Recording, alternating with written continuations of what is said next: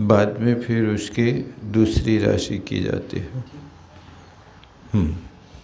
असंख्या जीव उत्पन्न होते हैं, इसलिए योनि की सीमा सीमित है। जीव तो असंख्यात असंख्यात। योनि का स्थान होता अर्थ होता है उत्पत्ति स्थान। यू मिश्रणा मिश्रणी धातु आती है, यू धातु से योनि बनती है। तो ऐसा वातावरण मिल जाता है पृथ्वी जल अग्नि वायु कायिक की वर्गणाओं का कि जिन वर्गणाओं से जीव अपना वहाँ उत्पत्ति स्थान बना लेता है, उसको योनि कहते हैं। योनि और कुलकोटि में अंतर ये है कि योनि आधार है, कुलकोटि उसके अंतर्गत आधेय है।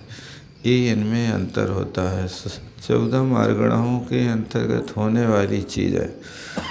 मार्गणाओं में जीवों का ज्ञान होता है, लेकिन आपको जीव समास समझने पर वहाँ पर वो अलग वस्तु मिलेगी। जहाँ जीव समास समझेंगे वहाँ योनि स्थान, अवगाहना स्थान, जीव समास, जोड़े ही ठाणे ही ठाणे, हाँ अवगाहन और कुलकोटि। ये 4 चीज़ें जो हैं मार्गणा में नहीं होती, मार्गणा से बाहर रखी जाती हैं। किसी भी वस्तु का कथन जो होता है 20 प्रूपणाओं के माध्यम से होता है। तो 20 प्रूपणाओं में गुण स्थान, गुण जीवा पज्जते, मगर शरणाय पड़ सना मगणा हुए उपयोग भी कंसो विषम तो परोपड़ा भड़ित। तो गुण स्थान, गुणे ही गुण जीवा, जीव स्थान, पर्याप्ति, प्राण, संज्ञा और उपयोग। ये 6 चीज़ें मार्गणा से अलग वर्णन की जाती हैं। 14 मार्गणाएँ हैं। उन 14 मार्गणाओं में इन 6 चीज़ों को और मिलाओ तो 20 प्रूपणाएँ कहलाती हैं। इन 20 प्रूपणाओं के माध्यम से वस्तु स्वरूप का कथन किया जाता है। तो यहाँ जो योनि स्थान है ना, ये जीव समास के अंतर्गत आने वाली एक अलग वस्तु है, उसको यहाँ कथन करते हैं।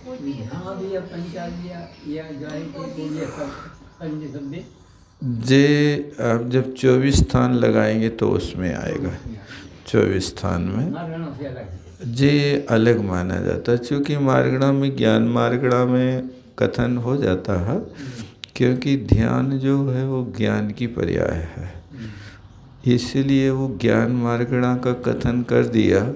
तो वहाँ मार्गणा में कोई ध्यान नहीं होता, मार्गणा में ज्ञान होता है। और ज्ञान के जितने भेद होते हैं, रिद्धियाँ होती हैं, ये सब उसको ज्ञान मार्गणा में गर्वित कर लेता है। अब ज्ञान मार्गणा में आपका जब ज्ञान किसी एक विषय को बना करके अंतर मुहूर्त तक ठहर जाता है, उस ज्ञान के ठहरने की परिणति को ध्यान कहता है। ध्यान कोई अलग वस्तु नहीं है, ध्यान यही है, बस आपका मन किसी भी विषय में एक अंतर मुहूर्त के लिए ठहरता है तो वो ध्यान की कोटि में आ जाता है। यहाँ पर किसी कार्य करने के लिए ध्यान की मुख्यता रखी जाती है। नोट गिनते हैं तो ध्यान से गिनते हैं। वहाँ कोई ज्ञान नहीं कहता कि ज्ञान से नोट गिनो। भोजन भी ध्यान से करते हैं। गाड़ी चलाएंगे तो भी ध्यान से चलाएंगे। और किसी को यदि इष्ट की मिल जाए तो उसको बहुत ध्यान से देखेंगे। यानी बार बार दृष्टि जहाँ गड़ जाना, वो ध्यान की कोटि में आ गया। अब कहाँ गड़ा रहे हैं आप? यदि वीतराग छवि में गड़ा रहे हैं तो धर्म ध्यान है। उस राग की जगह अपना ध्यान लगा रहे हैं तो वह प्रशस्त राग आर्त रौद्र ध्यान की कोटि में आ जाता है। इस तरह से उनमें लगाना। योनि के अंतर्गत होने वाली कुलकोटि है, आधार आधे जिसको कहते हैं। शरीर का निर्माण होता हो वर्गणाएं कुलकोटि। हाँ बराबर, ऐसा कह सकते हैं। नहीं सुना होगा बोल दो आप। मतलब ये है कि यौन स्थान तो एक क्षेत्र जैसी वस्तु हो गई। कुलकोटि है कि वहाँ पर वो वर्गणाएं हैं कि आहार वर्गणा के मिलने से करोड़ों करोड़ों वर्गणाएं वो सूक्ष्म आती हैं, जिनके माध्यम से उससे रचना होती है शरीर आदि की 6 पर्याप्तियों की। उसको वहाँ कुलकोटि कहा जाता है। भोजन आदि करने से जो रस आदि लगा, जिससे हड्डी आदि जी कुलकोटि नहीं, ये नौकर्म वर्गणा। ये नौकर्म में एक ग्राही वर्गणा होती है जिसको अपन आहार वर्गणा कहते हैं। वो जो आहार अपन ग्रहण करते हैं ना, इससे कर्म का निर्माण नहीं होता, इससे सिर्फ आयु कर्म का नौकर्म होता है। इंद्रियां आदि निर्मित होती हैं। इंद्रिय नहीं, इंद्रिय के लिए तो आहार वर्गणा में से वो अंतरंग में करेगा। बाहर में आपकी इंद्रियों के लिए जो शक्ति प्रदान करेगा ये करेगा। अंतरंग में आहार पर्याप्ति पूरे जीवन भर हो रही है, तो उससे जो आहार वर्गणा ग्रहण करी, वो आहार वर्गणा अंदर से इंद्रियों के लिए आपको रचना में डाल देगा। लेकिन उस इंद्रिय को बल कौन देगा? बल देने वाली वस्तु जो यहाँ पर आहार होगा। जैसे मान ले पौधे को पानी दिया, तो पौधे की जो वर्गणा आहार वर्गणा है, वो वहाँ पर उस वनस्पति कर्म आयु कर्म के उदय से चल रहा है, और वो वर्गणा आहार वर्गणा उसको अंदर से आपके लिए संवर्धन कर रही। पानी मिलेगा तो उसका आगे विकास कर देगा, नहीं मिलेगा तो वो आयु कर्म उसका छीन हो जाएगा। आहार आदि के माध्यम से आयु कर्म छीन हो जाता है। ये वर्गणाएं जो हैं ये 9 कर्म हैं। उनने लिखा ना कर्म कांड में, हाँ जी तो है, लेकिन वो 9 कर्म बनाया ना उनने कि आयु कर्म का, वेदनी कर्म का, इष्ट अनिष्ट अन्नपानादि, इष्ट अनिष्ट अन्नपान। इष्ट अन्नपान मिलेगा तो वो प्राणों की रक्षा कर देगा। अब दूध पी रहा है, शरीर को पुष्ट कर रहा है, और कोई दूध के स्थान पे फिनाइल पी लेवे, वो भी तो सफ़ेद है, अब पी जाए तो वो सफ़ेदी है लेकिन संवर्धक नहीं है प्राणों की, वो प्राणों का घात कर देगा, प्राण नाश कर देगा। और दूध होगा तो प्राणों का संवर्धन कर देगा। ये आयु कर्म प्राण के लिए इष्ट अनिष्ट कर्म जो होता है वो आयु कर्म का 9 कर्म होता है। आज लोग बीमार हो रहे, ये अनिष्ट अन्नपान खा रहे। रसना को तो अच्छा लग रहा है, लेकिन वो जहरीली वस्तु का सेवन करके अपने शरीर के पाचन तंत्रों को पूरा नाश कर डालता है। इसी तरह आहार में यदि कोई ज़्यादा चटपटी तीखी वस्तुएं आती हैं ना, तो आपके पाचन तंत्र पर बहुत बड़ा प्रभावी होता है। यदि आप इसके ऊपर आदी हो गए, हमें ऐसा ही चाहिए, हम नहीं खा सकते इस मसाले को, मतलब ऐसे मसाले बना रहे हैं कि उसकी गंध से व्यक्ति का पेट भरा हो तो भी वो खाने को तैयार हो जाता है। होता ना ऐसा? वो नरसिंहपुर में वो होटल वाला वो हाथ ठेला पे रखता था, वो मसाला में ऐसी छोंक लगाता था, वो अपनी वहाँ के पूरे में व्याप्त तो हो जाती थी। और उसकी दुकान पे देखो तो लोग मच्छों से दौड़ते थे। वो गंध का प्रभाव जो रसना इंद्री के कारण आप उसको सेवन कर रहे, वो पाचन तंत्र के ऊपर बहुत प्रभावी होता है। इसलिए दुष्प्रभाव डालता है।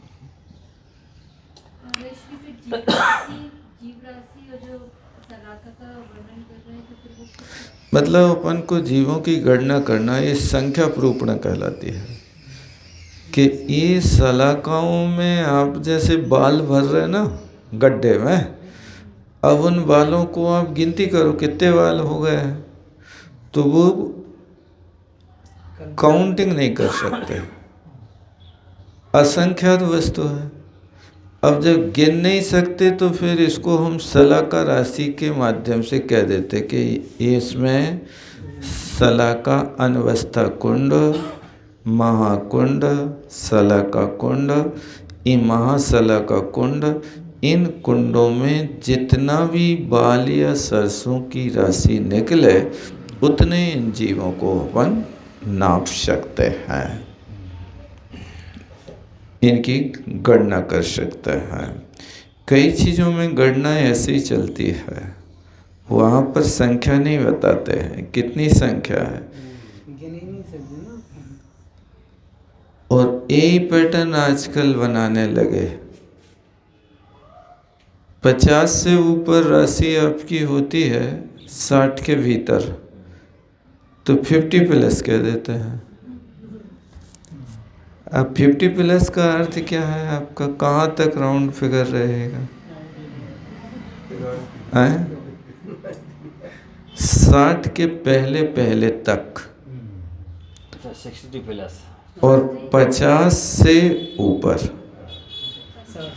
आप प्लस कह रहे हैं, हर जगह प्लस कह रहे हैं। अब 54 नंबर लाने वाला भी प्लस में है, 59 नंबर लाने वाला भी प्लस में है, 51 लाने वाला भी प्लस में है। अब आपको हम बता नहीं सकते कि कहाँ तक आपका पहुँच रहा है, ये है। इसी तरह यहाँ पर भी पल्ल है, सलाका है, वो एक राशि आप शुरू से समझ लो तो उससे फिर पता चल जाएगा कि इसमें इतने आ गए। आगे वनस्पति का एक में सूक्ष्म में मिलेगी, मतलब ये पहले तो सब राशियों को घटा दिया इनने। त्रस्कायक को पृथ्वी, जल, अग्नि, वायु का एक, इस सारी राशि मतलब पहले एक सामान्य राशि निकालें, उस सामान्य राशि में से इन सबको घटा दो तब अकेली बचेगी एक वनस्पति का एक राशि। उसमें भी वनस्पति में प्रत्येक को हटा दो, बादर को, उसमें जो बचेगा वो सूक्ष्म का परिमाण निकलेगा। अब सूक्ष्म में भी वहाँ पर साधारण आदि के भेद से अलग अलग भेद करना। निगोद की अपेक्षा ही अनंत राशि मानी जाती है, वही तो सब राशियों की पूर्ति करता है। वही तो पूछना था कि वनस्पति में आएंगे निगोद? वनस्पति में निगोद आता है। फूलकोड़ी 28 लाख वनस्पति की सबसे ज्यादा खाई, 28 लाख फूलकोड़ी। कथांचल क्या कथांचित भिन्न मानते थे, विवक्षा थी उनकी, क्योंकि यहाँ उनका कहना था कि योनियों में निगोद को अलग गिना, वनस्पति में नहीं गिना। इस अपेक्षा से वे उसमें डालते थे। बाकी एक नियम है कि पृथ्वी, जल, अग्नि, वायु ये प्रत्येक ही होते हैं, इनमें कोई साधारण का भेद होते ही नहीं। वनस्पति में प्रत्येक और साधारण दो भेद होता है। वनस्पति के जब प्रत्येक और साधारण भेद करते हैं तो आप यदि साधारण निगोदिया को वनस्पति में नहीं लेंगे ना, तो फिर आपके यहाँ सिर्फ वनस्पति प्रत्येक रह जाएगी,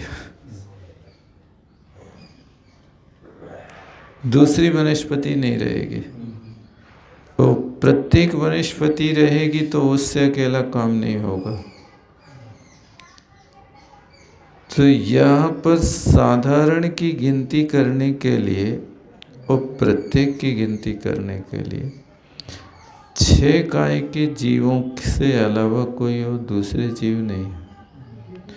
और उन्हें भी कहा षटकाय जीव न अनंत सब विद द्रव्य।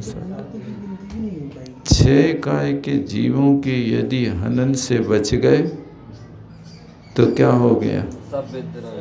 द्रव्य हिंसा के त्यागी हो गए। और रागादि भाव निवारता,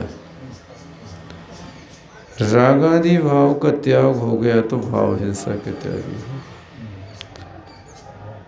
तो पूर्ण रूप से राग का त्याग कहाँ होगा? 10वें गुण स्थान। यानी पूर्ण रूप से अहिंसा धर्म का पालन 10वें गुण स्थान के बाद होगा।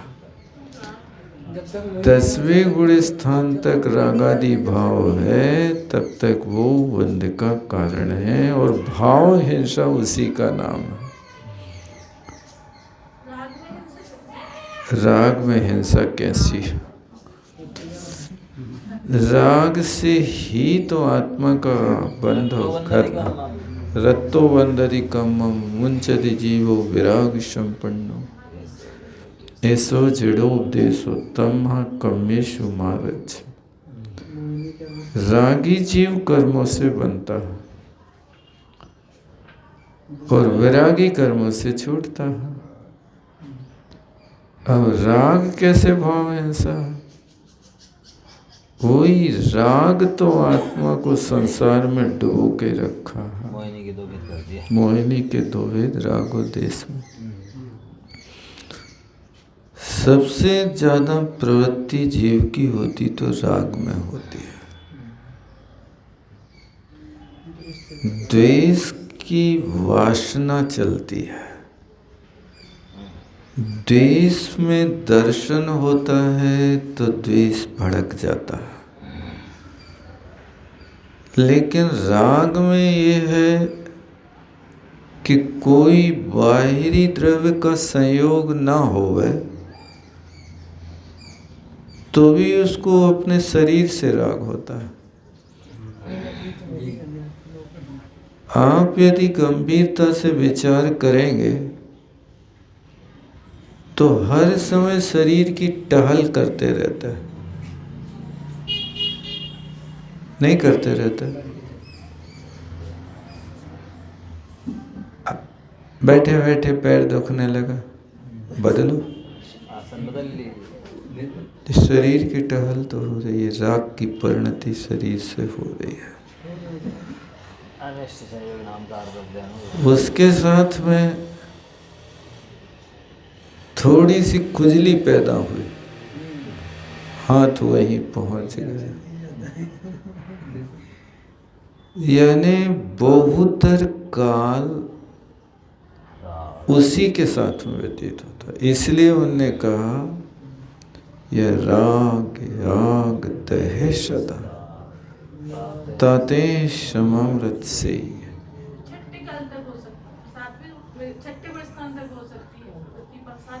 छठे तक देखो 2 प्रकार की होती है, एक प्रवृत्ति रूप, एक निर्वृत्ति रूप।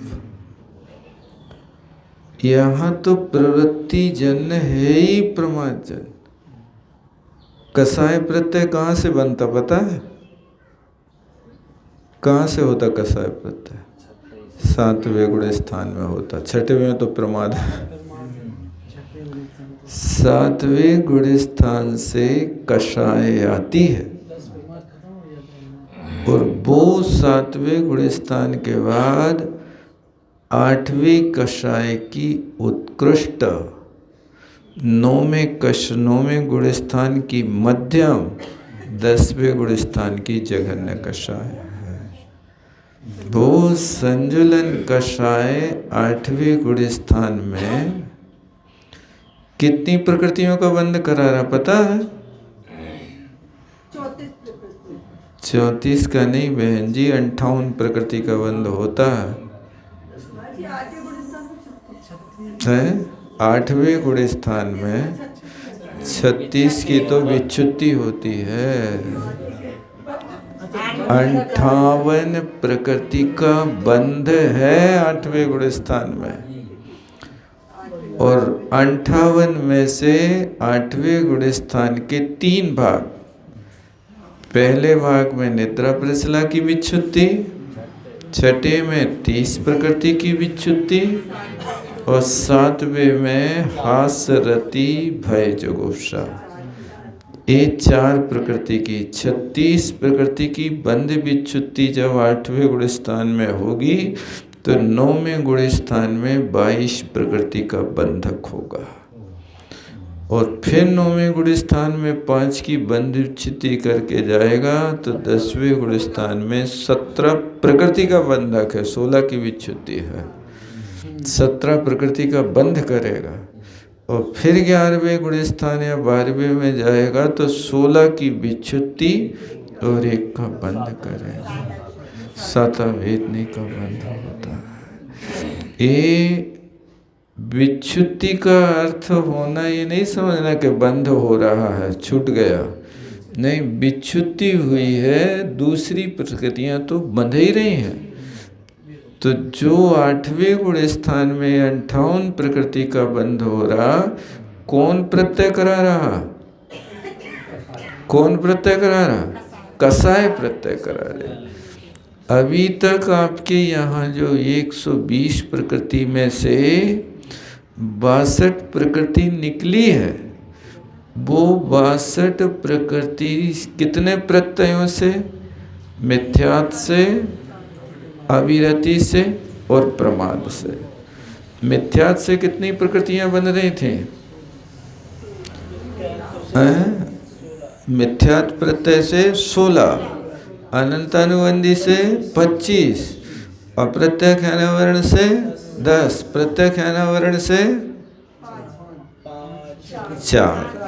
4 बनते हैं। तो ऐसे आप देखो, मिथ्या 16 बंद कराएगा तो अविरति 3 प्रकार की है,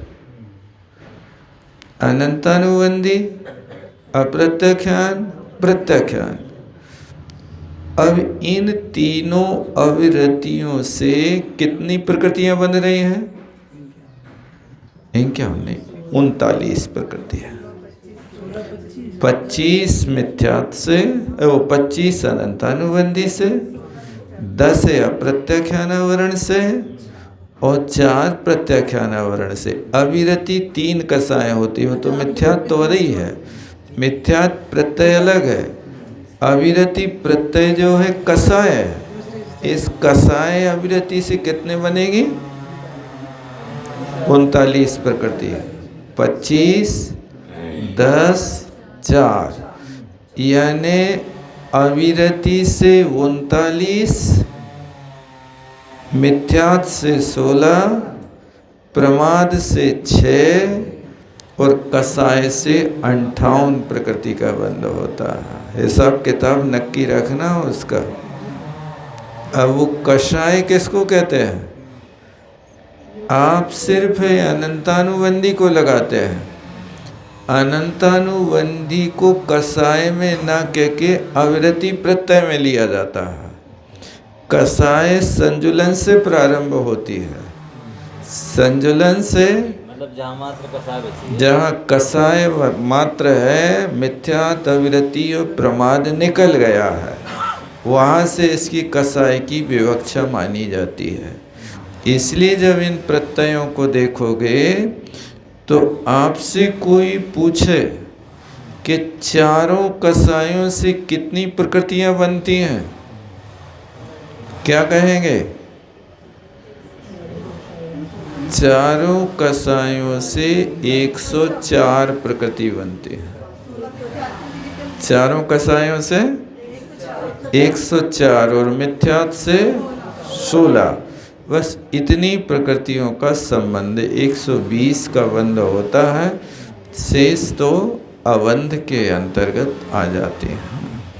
ऐसा हिसाब किताब अलग अलग प्रत्यय का, अलग अलग विच्युति का, अलग अलग बंध का, अलग अलग उदय का, अलग अलग सत्ता का रखना पड़ता है।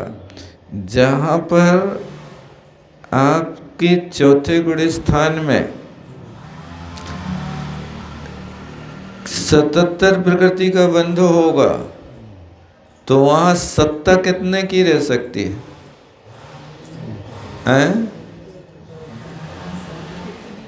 सत्ता वहाँ 148 की रह सकती है। मिथ्यात्व में भी 148 की सत्ता है और चौथे में भी 148 की सत्ता है।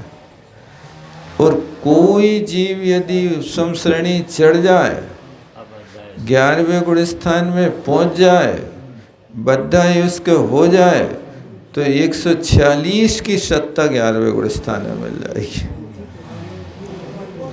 ये देखो विषय वस्तु क्या अंतर ये होता। चलिए आगे।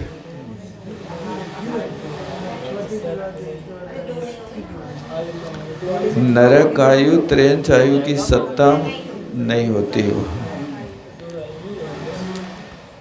मला जा सकता है, इसलिए 146 का सत्ता। एक आचार्य के मत्स्य होता है, दूसरे आचार्य 146 का सत्य नहीं मानते हैं, वे 138 का सत्य मानते हैं। एक सम्यक दृष्टि के लिए या अनंतानुबंधी की विषय योजना अकेली करेगा तो फिर उसको 142 का सत्य बद्धा इसको होगा। आगे लाइन जगत प्रतर की 2 लाइन, घन लोक की 3 लाइन। हाँ, पर 29 पर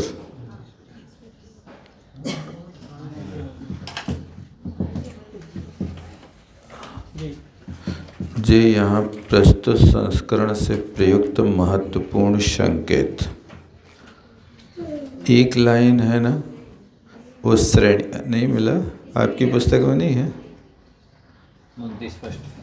आप पृष्ठ आगे पीछे होगा, उसमें ये लिख तो रहे हैं कि पूर्व पुस्तक से यहाँ संकेत लिख रहे हैं। संपादकी लिखी ना आपके में? इस संस्करण में है, उसमें नहीं होगी। वो लिख रहा है ना, प्रस्तुत संस्करण में प्रयुक्त महत्वपूर्ण संकेत, तो इसी में है बस। अच्छा, तो चलो बाद में देख लेना, उसमें नहीं होगा। ये नई वाली पुस्तक नहीं आप लोगों के पास?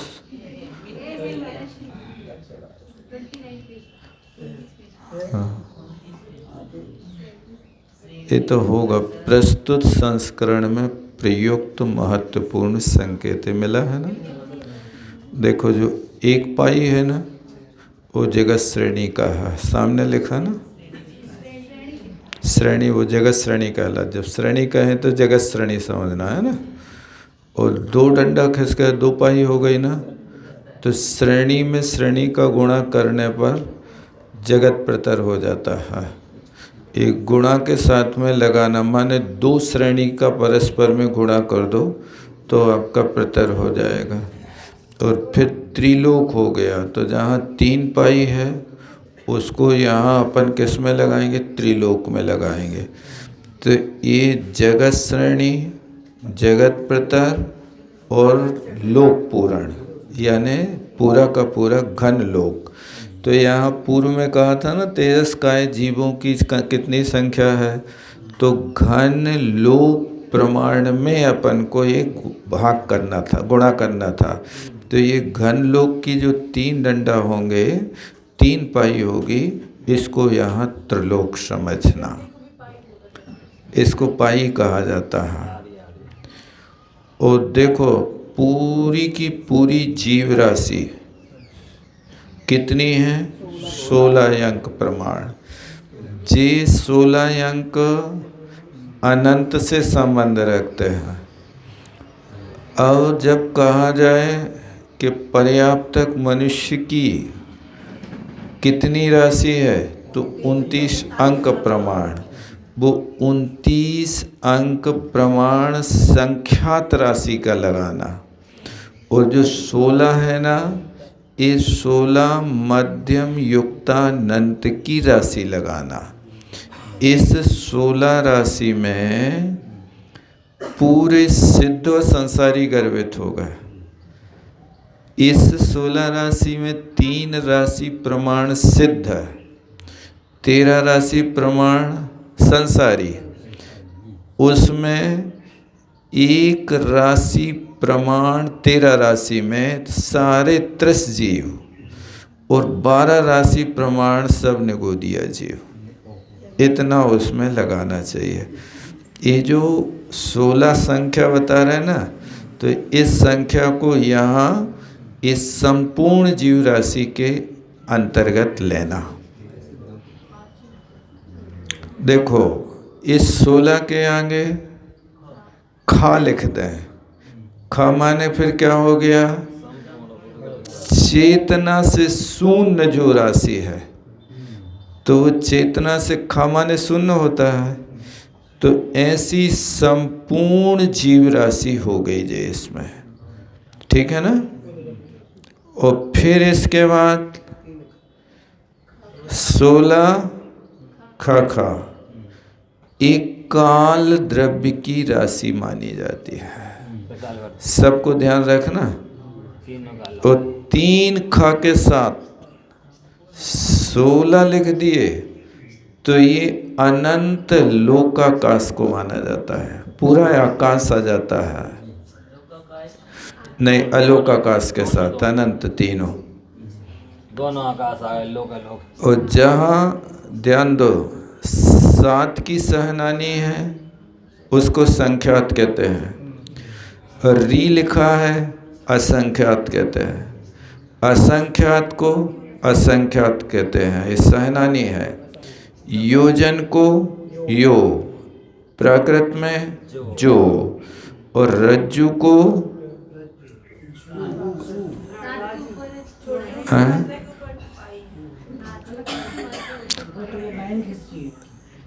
ये रज्जु की सहनानी बनाई। आधा जाके ऊपर है, आधा जाके, हाँ ये जाके ऊपर है, 1 पाई। आधा जाके, हाँ ठीक ठीक, आधा जा है। जा नहीं, वो रज्जु की सहनानी समझ लो, बोलना नहीं है, उसको समझ लो कि ऐसा लिखा, जब कहाँ ऐसा लिखा आए तो उसको राजू समझना। बोलने में नहीं आएगी, लिखने में आएगी। इस तरह से यहाँ पर है सहनानी का पल्लोपम।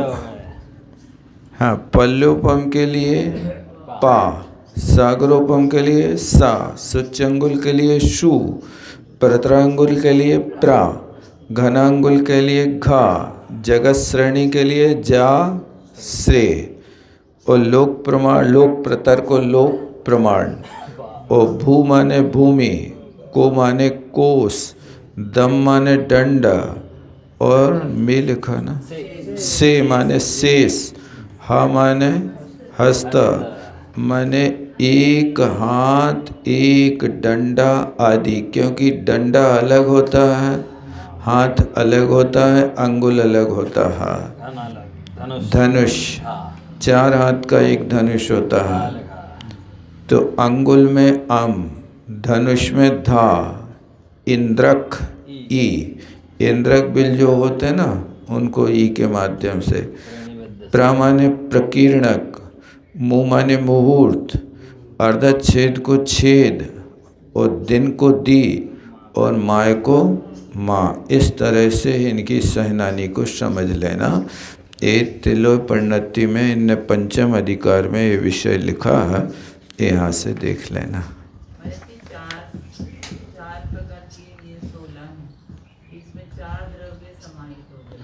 देखो 16 4 प्रकार के नहीं हैं, सिर्फ 16 से जीव राशि लेना, 16 के साथ में यदि खा हो गए तो पुद्गल राशि लेना, और उससे भी मतलब जीव से भी अनंत गुणी पुद्गल राशि, जितने जीव है ना पुद्गल उससे अनंत गुणे हैं, उससे अनंत गुणे काल द्रव्य है, उससे अनंत गुणे आकाश द्रव्य है।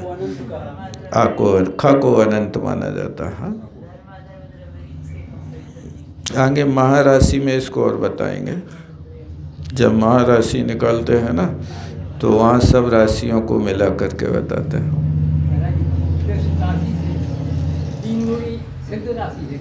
क्या मैंने राशि जो संसार को उससे 3 गुणी है सिद्ध राशि। 3 गुणी हाँ, एक राशि तरह हाँ अनंत है, का प्रमाण।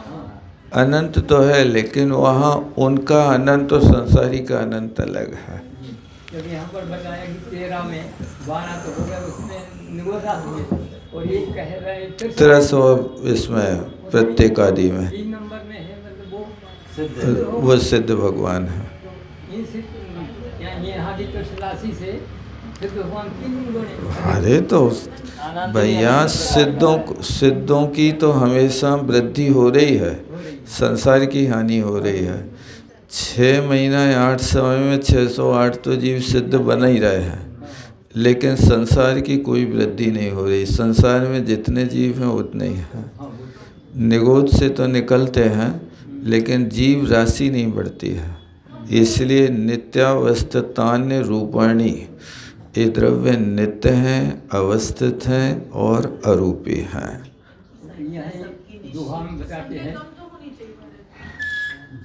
एक दोहा में बताते हैं, महाराज, बड़े न सिद्ध घटे न राशि निगोद, बड़े न सिद्ध अनंत, और घटे न राशि निगोद, जैसी की तैसी रहे यह जिन वचन विनोद। जैसी की तैसी कहने मतलब जो अक्षय अनंत होता है ना, वो कभी क्षय नहीं होता है। इसलिए यहाँ इस अनंत में कोई अंतर नहीं पड़ेगा। स्वयंभू रमण समुद्र के पानी में से आप एक सुई की नोक के बराबर पानी निकाल लो, सुई डुबो करके, तो उस पानी के निकलने पर समुद्र की हानि तो हुई है, लेकिन आप बता नहीं सकते कितनी हानि हुई है। सिद्धांतिम भागो अनंत राशि दुर्निगोद।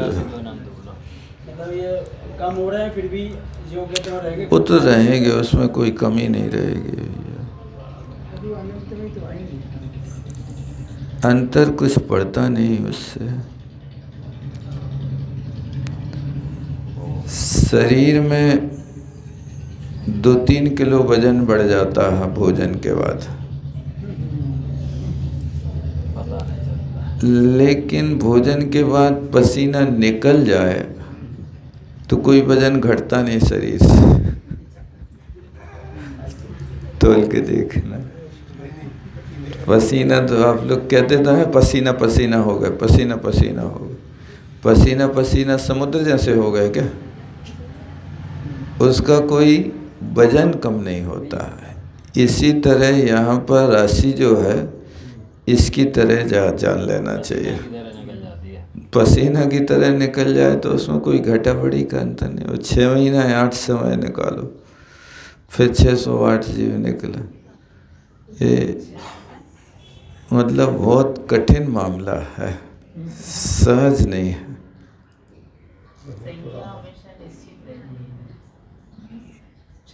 एक रात नींद न आवे तो पहाड़ सी लगती है, क्या हो रहा है, क्यों नहीं आ रही? दूसरे दिन इलाज कराने चले जाते हैं। नींद न आए तो बीमार हो जाता है, भूखने लगे बीमार, भूख न लगे तो बीमार हो जाता है। लगती है तो दिक्कत है।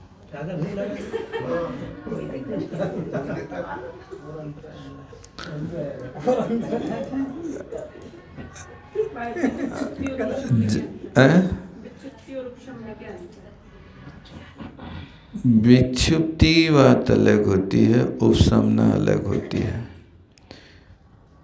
उपसामना जो होती है ना, वो उदयावली के बाहर द्रव्य चला जाता है। उपसामना में उदयावली में प्रवेश नहीं करेगा। और विच्छुत्ति में बंध से विच्छुत्त हुआ है, लेकिन वो प्रकृति जो विच्छुत्ति हुई है ना, वो पर प्रकृति के मुख से उदयावली में आती रहेगी। जैसे अनंतानुबंधी का बंध नहीं हो रहा, अनंतानुबंधी का उदय नहीं हो रहा, लेकिन अनंतानुबंधी का सत्ता भी तो समाप्त नहीं है। तो वो सत्ता में पड़ी है तो वो शांत थोड़ी बैठी है। वो द्रव्य अनंतानुबंधी का इतना बारीक बारीक करके डाल रहे हैं शेष 21 कसायों में, कि जिसके माध्यम से वो अनंतानुबंधी का द्रव्य निकले लेकिन विदन ना होवे। क्या? तो अनंतानुबंधी सम्यक दृष्टि के उदय से अभाव है, लेकिन उदयभावी क्षय तो उसके पास बैठा है। उदयभावी क्षय उसका चल रहा है। अब वो आपको दृष्टिगोचर नहीं हो रहा, उसको परमुख उदय कहते हैं। दूध में घी है, दिख रहा है। दूध में घी डाल दो तो दिखेगा, लेकिन जो प्रकृति से दूध में घी बैठा है, क्या है वो? इस दूध में घी है कि नहीं है? पक्का है। अब पानी मिला दे में दूध में तो घी है कि नहीं है? और दार दूनो बात कर दे में तो रहेगा। तो वो जो घी दूध में है, उस अवस्था का नाम उदयभावी क्षय है तो, लेकिन दिख नहीं रहा है। अब उसको उदय में लाना है। ऊपर उठाओ, जामन डालो, मंथन करो। और मंथन भी करना तो सावधानी रखना। मंथन करते करते कब उसमें पानी डालना, तब वो ऊपर आएगा। जब तक पानी नहीं डालोगे तब तक वो ऊपर अतरा के नहीं आएगा। मथ तो जाएगा, पानी नहीं डालोगे तो फिर उसी में मिल जाएगा, लेकिन ऊपर निकालना है तो उस अनुपात में पानी डालो। कितना डालना पड़ता है? 5 लीटर दूध में 5 लीटर पानी तो डालते होंगे से, हैं? एक आध गिलास में कुछ नहीं होता। पानी अच्छे से डालना पड़ता तब घी निकलता। सुनो, ठंडा पानी डालते हैं ताकि वो जब ऊपर आ जाए। अनुपात कितना है? 5 लीटर दूध में कितना पानी डालना पड़ेगा? 1 गिलास से कम नहीं होगा। हैं? 5 में 3 लीटर तो डलेगा। इतना तो डालना ही पड़ेगा आपको। मतलब खिचड़ी पकाना है तो आधा किलो चावल में आधा किलो पानी से नहीं सीजेगी। पानी ज़्यादा लगता है उसमें। आधा में डबल से भी ज़्यादा लगेगा। 1.5 लीटर पानी रखना पड़ेगा तब होगा, नहीं तो बार बार बीच बीच में पानी डालना पड़ेगा उसमें। खिचड़ी में नहीं डाला जाता बार बार।